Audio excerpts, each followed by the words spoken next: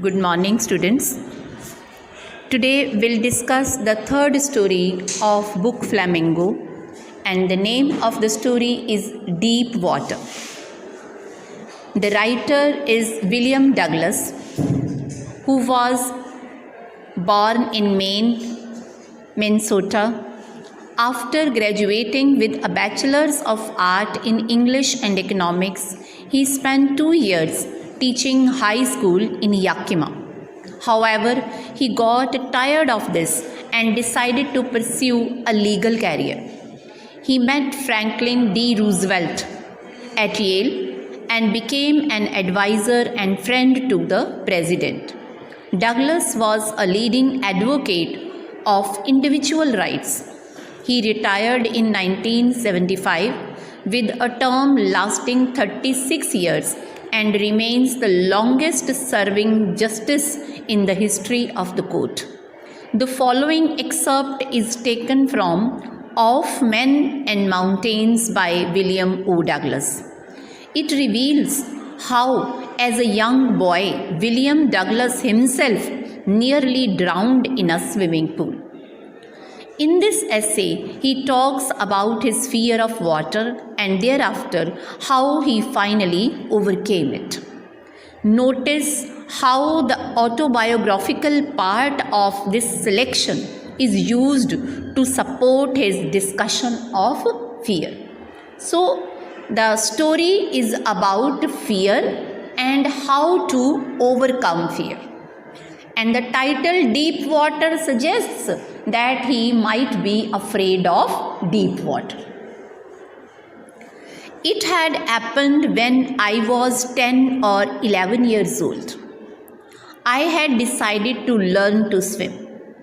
There was a pool at the YMCA in Yakima that offered exactly the opportunity. Means William Douglas wanted to learn swimming, and the best place to learn swimming was YMCA pool in Yakima.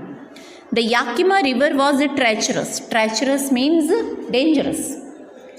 Mother continually warned against it and kept fresh in my mind the details of each drowning in the river. Means about the people who had already drowned in the river.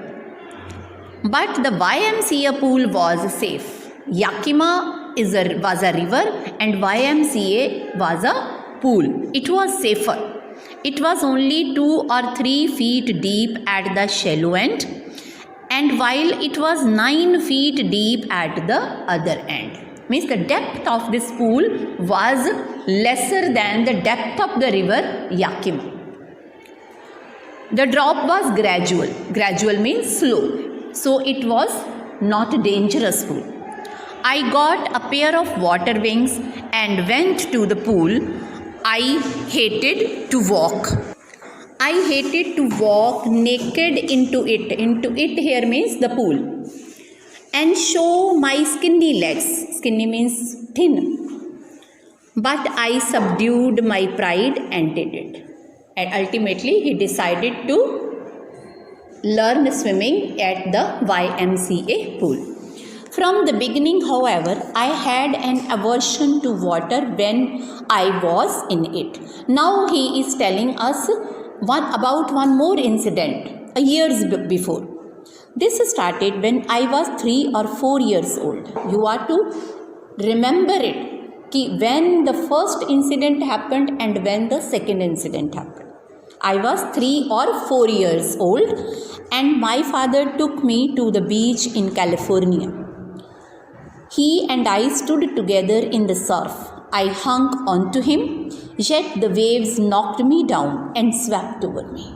While he was in the water with his father in California, the waves, one of the sharper wave of water came over him and he was drowned. Though he was in the lap of his father, yet he was covered with water. I was buried in water. I was buried in water means the water overcame over his head. My breath was gone. He was feeling breathless. I was frightened. Father laughed because generally father was holding him tightly, so there was no danger for him. But as a child of 3-4 years, he got frightened, but his father laughed at it. But there was terror in my heart. That was the first moment when a terror of water developed in the heart of a boy of 3 or 4 years at the overpowering force of the waves. My introduction to the YMCA swimming pool, revived unpleasant memories and stirred childish fear. Now he comes back to the present when he is at YMCA pool. And the old memory of California again developed that fear of water. But in a little while I gathered confidence. But because now what was his age? 11 years. 11 years, he is now a grown-up boy.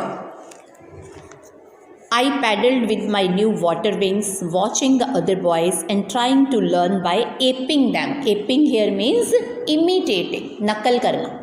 How the other boys are swimming, I imitated the same. I did this 2 or 3 times on different days and was just beginning to feel at ease, comfortable. Feel at ease means to feel comfortable in the water when misadventure happened. The second misadventure of his life is going to happen now. I went to the pool when no one else was there. The place was quiet, the water was still, and the tilled bottom was white and clean as a bathtub. Because it was a pool, so the bottom of the water was very clear. I was timid. Timid means shy, afraid about going in alone. So I sat on the side of the pool to wait for others. As he was alone in the water, so he waited for others to come and then he will also join them. I had not been there long when in came a big bruiser of a boy. A big boy came there. Probably 18 years old. He might be 18 years. He had thick hair on his chest. He was a beautiful physical specimen, means a strongly built boy, with legs and arms that showed rippling muscles. He yelled. Yelled means cried, shouted, "Hi, skinny, how do you like to be ducked?" Ducked here means thrown into water. "If I throw you into the water," he said it jokingly. With that, he picked me up and tossed me into the deep end. And that boy of 18 years picked and threw. And what happened? The older boy threw him into the water. I landed in sitting position, swallowed water, and went at once to the bottom. He drowned. I was frightened, but not yet frightened out of my wits. Out of my wits means I was aware that I was drowning and he could plan something. On the way down, I planned. And what did he plan? When my feet hit the bottom, means as soon as I touch the bottom, I would make a big jump and come to the surface. But this was his plan. He is going down into the water and he is planning as well. As I touch the bottom, I would jump and come to the surface of the pool, lie flat on it and paddle to the edge of the pool. This was his plan to come out of water. It seemed a long way down. Those 9 feet were more than 90, but it was taking too much time. And before I touched the bottom, my lungs were ready to burst. He had swallowed a lot of water inside his body. But when my feet hit bottom, I summoned all my strength and made what I thought was a great spring upward. Spring here means jump. Even then, with full strength, he tried to jump to the surface of the pool. I imagined I would bob to the surface like a cork. Cork is a very lightweight. And instead, I came up slowly. He tried his best, but he could not come up to the surface instantly, immediately. I opened my eyes and saw nothing but water. Water that had dirty yellow tinge to it. I grew panicky. When he could not come to the surface, he got frightened. I reached up as to grab a rope, and my hands clutched on only water. But he could not get anything, only water. I was suffocating. Now he was getting out of breath. I tried to yell. Yell means shout, but no sound came out. Then my eyes and nose came out of water, but not my mouth. He could not come to the surface of the water as he had planned it. I flailed at the surface of the water, swallowed and choked. I tried to bring my legs up, but they hung as dead weights, paralyzed and rigid. He could not push his legs from under the water. As a great force was pulling me under, I screamed. Screamed here again means cried, but only water heard me. I had started on long journey back to the bottom of the pool, and he started going down into the water again. I struck at water as I went down, expending my strength as one in a nightmare. Nightmare means a horrible dream. It was like a horrible dream for him. Fights air an irresistible force. I had lost all my breath. He was out of breath. He could not breathe underwater. My lungs ached, my head throbbed, and I was getting dizzy. He was beginning to become unconscious. But I remembered the strategy. Would spring from the bottom of the pool and come like a cork to the surface. Still he had that strategy in his mind, again to come up to the surface. I would lie flat on water, strike out with my arms and thrash my legs. Then I would get to the edge of the pool and be safe. He planned it again. Now second time I would do. I went down endlessly. I opened my eyes. Nothing but water with yellow glow, dark water that one could not see through, but I could not see anything in the water. And then sheer stark terror seized me. He was completely afraid. Terror that knows no understanding. Terror that knows no control. Terror that no one can understand who has not experienced it. I was shrieking underwater. I was paralyzed underwater, stiff, rigid with fear. Even the screams in my throat were frozen. Only my heart and the pounding in my head said that I was alive. Means only my heartbeat and the beat in my head was telling me that I was alive. Otherwise he was unconscious. And then in the midst of the terror came a touch of reason. I must remember to jump when I hit the water. Again that strategy came to his mind. This was second time he was drowned again, and he again planned. At last I felt the tiles under me. My toes reached out as if to grab them. I jumped with everything I had. Everything I had means his full strength. But the jump made no difference. The water was still around me. I looked for ropes, ladders, water rings. Nothing but water. A mass of yellow water held me. Stark terror took an even deeper hold on me, like a great charge of electricity. But I was feeling as if I had an electricity shock.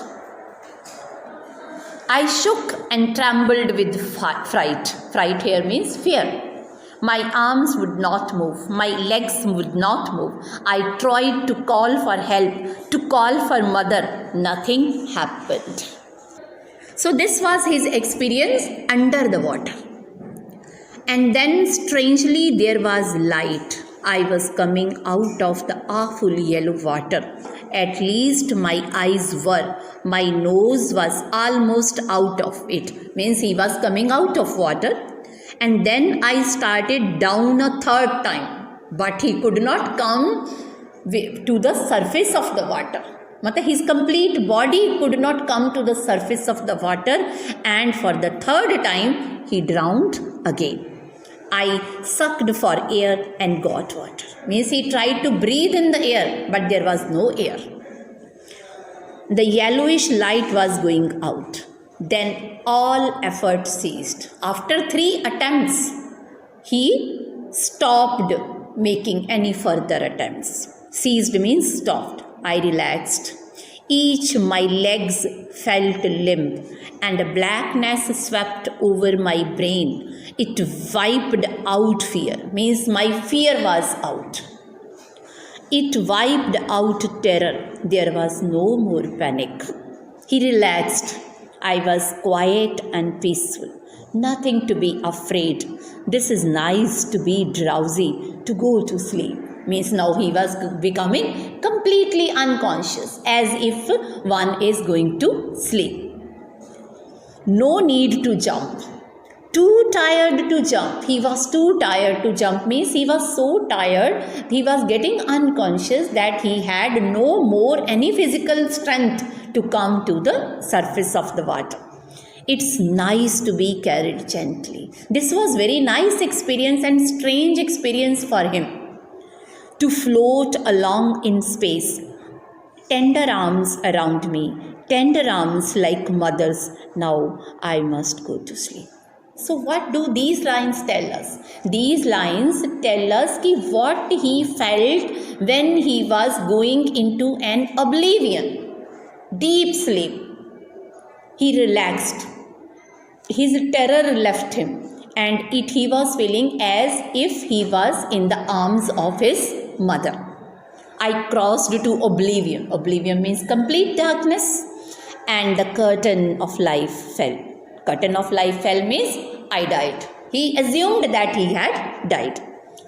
The next I remember means now he became completely unconscious, and the next time when he got his conscious where he was, now he's telling that thing. I was lying on my stomach beside the pool vomiting. He was lying by the pool vomiting out water. The chap that threw me in was saying, but I was only fooling. Fooling means joking. The boy who threw me into the water, he himself rescued me. He caught me up to the surface of the pool, and he said, I was just joking. Someone said, the kid nearly died. Be all right now. Let's carry him to the locker room. There is a locker room in the swimming pools, na? Then let us carry him to the locker room and change his dress.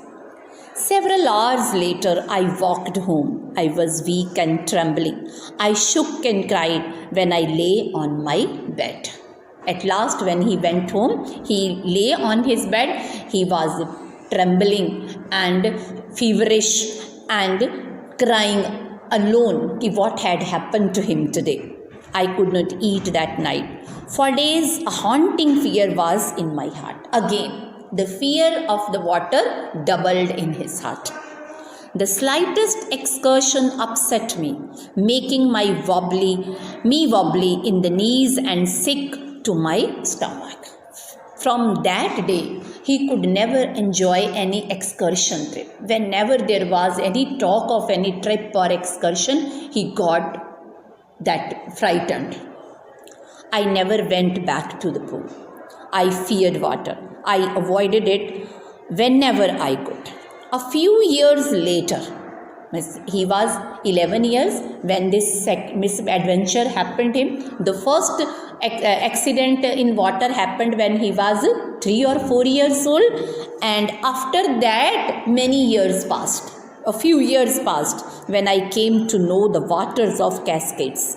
I wanted to get into them, and whenever I did, whether I was wading the Titan or bumming river or bathing in warm lake of Goat's Rock, the terror that had seized me in the pool would come back. Means these all are the names of water bodies that he wanted to go and enjoy, but that terror in the YMCA pool came back to his heart and did not allow him to go to any excursion trip in the water bodies. It would take possession of me completely. My legs would become paralyzed. Icy horror would grab my heart. Means even the thought of that experience at the YMCA pool made him paralyzed. He could not enjoy water games. This handicap and this fear of water became a handicap for him. Stayed with me as the years rolled by, in canoes on main lakes, fishing for landlocked salmon, bass fishing in New Hampshire, trout fishing on the deserts and Metolus in Oregon, fishing in salmon on Columbia, at the Bumbring Lake in the Cascades. Wherever I went, the haunting fear of water followed me. It ruined my fishing trips, deprived me of the joy of canoeing, boating and swimming. Means because of this horror of water, he could not enjoy his fishing trips, he could not do canoeing, he could not do boating and swimming. I used every way I knew to overcome this fear, but it held me firmly in its grip. Finally, one October, I decided to get an instructor and learn to swim. Then finally, he decided to learn swimming from an instructor. I went to a pool and practiced 5 days a week. He did practice 5 days per week. These are the facts that you are to remember. An hour each day, 1 day, 1 hour and 5 days a week. It means 5 days, 5 hours in a week. The instructor put a belt around me, a rope attached to the belt, went through a pulley that ran on an overhead cable. So this was the process. He held on to the end of the rope, and we went back and forth across the pool, hour after hour, day after day, week after week. On each trip across the pool, a bit of the panic seized me. Each time the instructor relaxed his hold on the rope and I went under, some of the old terror returned and my legs froze. Means every day, every time, the terror in the heart came up to the surface and terrorized him again and again. It was 3 months. The duration of that course is 3 months before the tension began to slack, when he began to be confident in water. Then he taught me to put my face underwater and exhale, and to raise my nose and inhale. Then the instructor told me how to inhale and exhale in water. I repeated the exercise hundreds of times. Bit by bit, I shed part of panic that seized me when my head went under water. After so much practice, he learned to inhale and exhale in water. Next, he held me at the side of the pool and had me kick with my legs. For weeks, I did just that. Means one bit by bit, one step. It took a very long time for him to learn one step of swimming. At first, my legs refused to work, but they gradually relaxed and finally I could command them. First, he learned how to inhale and exhale, and second, he learns how to move his legs in water. Thus, piece by piece, he built a swimmer. And when he had perfected each piece, he put them together into an integrated whole. Means step by step, then complete swimming in April. When did he start this swimming? Under the instruction of the instructor? October. In April, he said, now you can swim. Dive off and swim the length of the pool, crawl, stroke. Now you can swim alone in the pool. I did. The instructor was finished. And Douglas was able to swim alone in the pool. So the role of the instructor was finished here. But I was not finished. I still wondered if it would be terror-stricken when I was alone in the pool. He again remembered that misadventure at the YMCA pool. What if I am alone? What if someone throws me into the water suddenly? I tried it. I swam the length up and down. Tiny vestiges of old terror would return, but now I could frown and say to that terror, trying to scare me? Well, here's to you. Look, and off I would go for another length of the pool. But this time, he was a grown-up man now, and he had learned to overcome his fear of water. This went on until July. From April to July, he learned alone in the pool. But I was still not satisfied. I was not sure that all terror had left me. So I went to the lake, Wentworth in New Hampshire, dived off a dock at Triggs Island, and swam 2 miles across the lake to Stamp Act Island. From Triggs Island to Stamped Act Island. I swam the crawl, breaststroke, side stroke, backstroke.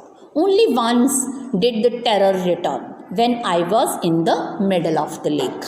I put my face under and saw nothing but bottomless water. Means whenever he opened his eyes under the water, the terror again tried to strike him. The old sensation returned in miniature. Miniature means in very small. A small fear was still there in my heart. I laughed and said, well, Mr. Terror, what do you think you can do to me? Again, he asked the same question to Terror. It means you cannot do anything to me. Can you do to me? Question hai na? You cannot do anything to me. I fled and I swam on. Yet I had residual doubts. Residual means remaining. Thoda sa bacha hua. At my first opportunity, I hurried west, went up Titan to Canard Meadows, up the Conard Creek Trail to Mead Glacier, and camped in the high meadow by the side of Warm Lake. The next morning, I dived into the lake and swam across to the other shore and back, just as Doug Corpon used to. Doug Corpon is the name of a very good swimmer. I shouted with joy, and Gilbert Peak returned the echo. Peak means the peak of a mountain. I had conquered my fear of water. Ultimately, he got victorious over his fear of water. The experience had a deep meaning for me. Now he is teaching us what is the inference of this incident in his life. As only those who have known stark terror and conquered it can appreciate. Only those people can appreciate this experience of my life who themselves have conquered one or the other fear in their lives. In a death, there is peace. There was one moment when he was thinking that he is going to die. There is peace in death. There is terror only in fear of death. The fear is with us until we are fearing something. As we stop fearing, the fear is gone, there is no fear. As Roosevelt knew when he said, all we have to fear is fear itself. Means we should not allow any kind of fear hover our minds in the life if we want to enjoy the life to the fullest and if we want to live the life with the fullest enjoyment and adventure. We should not be afraid of anything.